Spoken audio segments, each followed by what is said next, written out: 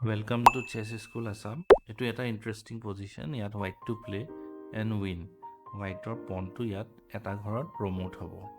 Etia কথাটো হৈছে এটো তোমালোকে নিজৰ বোৰ্ডত পাতি চিন্তা কৰি লবা আৰু মই আনসাৰটো দেখাইছো ফাৰ্স্ট মুভ কুইন b4 এটা ৱেটিং মুভ হৈছে আৰু আমি ৰখিছো এটা ইন্টাৰেষ্টিং কনসেপ্ট এটা ইয়াত ট্ৰেপ এটা সেটআপ কৰিছো কুইন টু h1 এ খেলিব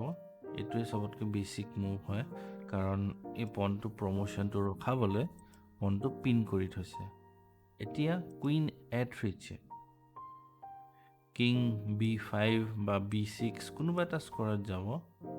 কুইন b2 চেক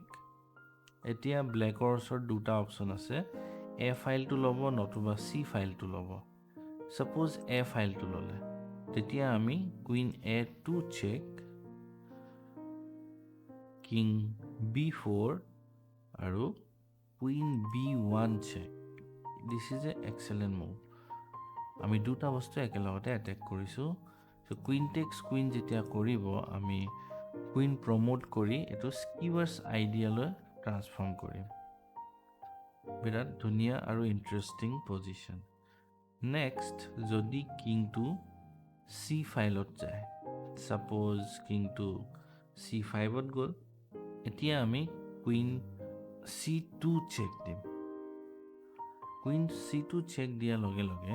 এতিয়া ব্ল্যাকৰ ওচৰত দুটা অপচন আছে কুইন কিং d6 নতুবা কিং d4 b ফাইলত যদি আহে আমি কুইন b1 চেক দিম হেতু আমি জানোৱে সো এতিয়া সাপোজ কিং টু d6 ত খেলিছে তেতিয়া বিৰাটেই ধুনিয়া চালা এটা আছে queen h2 check queen takes queen pawn promotion আৰু এটো আকৌ স্কিভাৰ্স নেক্সট যদি কিং টু d4 ত খেলে আচ্ছা যদি তোমালোকে হুদিছা কিং টু d5 ত কিয় নেখেলে কিং d5 খেলিলে কুইনৰ এই পিন টু ব্লক এটো হৈ যাব তো পন প্ৰমোশন ইজিলি হৈ যাব এনিৱে কিং d4 যদি খেলে কিং তো আমি a7 ত খেলিম এতিয়া ব্ল্যাকৰ ওচৰত কি উপায় আছে কুইন a1 চেক দিব পাৰে আৰু বেলেগ কুইন h7 পিন কৰিবলৈ যাব নোৱাৰে বিকজ আমাৰ কুইন টু বহি আছে so queen a1 check king b6 আৰু চেক আছে জানো নাই সো এতিয়া ব্ল্যাকে কোনো পধ্যে পন প্ৰমোশনটো ৰখাব নোৱাৰে আৰু যদি পন প্ৰমোশনটো ৰখাব নোৱাৰে হোৱাইট আৰামত জিকিব পাৰিব